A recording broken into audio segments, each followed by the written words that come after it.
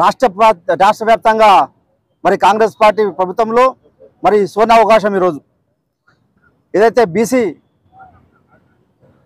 వర్గం ఉన్నదో ఎస్సీ వర్గం ఉన్నదో మరి అందరూ కూడా మరి సాక్షాత్తు రేవంత్ రెడ్డి గారు ఓ భగవంతుడు అని కొలుస్తున్నాయి. ఇలా మరి ఎక్కలేని విధంగా ఏదైతే మరి రాహుల్ గాంధీ గారు చెప్పారో బీసీ కులగణన కానివ్వండి ఎస్సీ కులగణన కానీ చేయమని చెప్పారు. మరి తక్షణమే మన ముఖ్యమంత్రి రేవంత్ రెడ్డి గారు మరి ఇంటిని సర్వే చేసి ఇలా 18% ఉన్న మరి బీసీ వర్గాన్ని 42% ప్రకటించడం జరిగింది. ఇలా అసెంబ్లీలో ఆమోదించడం జరిగింది.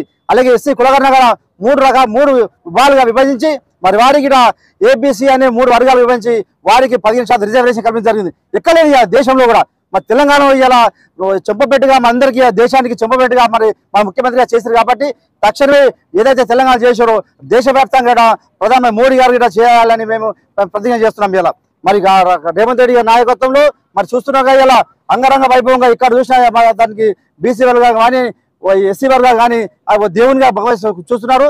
మరి ఏదైతే మన కూడా అందరు బీసీ 47% అంటే ఆశమాషి కాదు. ఇలా 100% 47% అంటే చాలా మంది ఇలా ఎమ్మెల్యేలు కానివ్వండి ఎంపీలు కానివ్వండి స్థానిక కానీ అందరూ కూడా ఎమ్మెల్యేగా మరి వాళ్ళు బీసీ నాయకులు కొనసాగుతారు. ఇలా ఎస్సీలో కూడా మరి ఏదైతే ఉన్నారో వాళ్ళు కూడా మరి ఎవరైనా బీఏ వాళ్ళుగా ఉన్నారు ఎస్సీ కాకుండా ఉపకులాలు ఉన్నాయి 50 కులాలు వాళ్ళకి న్యాయం చేస్తున్నారు. కాబట్టి వాళ్ళకు కూడా మరి తక్షణమే మనందరూ రేవంత్ రెడ్డి గారు కానివ్వండి దామోదర్ రాజశేఖర్ కానివ్వండి బట్టి విక్రమార్క కానివ్వండి మన మహేష్ అన్న కుమార్ గారి ప్రతి అందరూ కూడా మనం ఇలా రాష్ట్ర వ్యాప్తంగా పాలాభిషేకం చేస్తున్నారు. ఇలా ఖచ్చితంగా చేయాల్సిందే.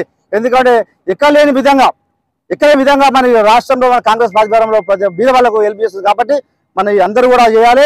అలాగే మరి ఉగాది రోజు కూడా సన్న బియ్యం బీదలకు మరి మనము ముఖ్యమంత్రి గారు చేస్తారంటే ఇలా ఇక్కడ నల్లగొండ జిల్లాలో సన్న బియ్యం కూడా ఇవ్వడం జరుగుతుంది.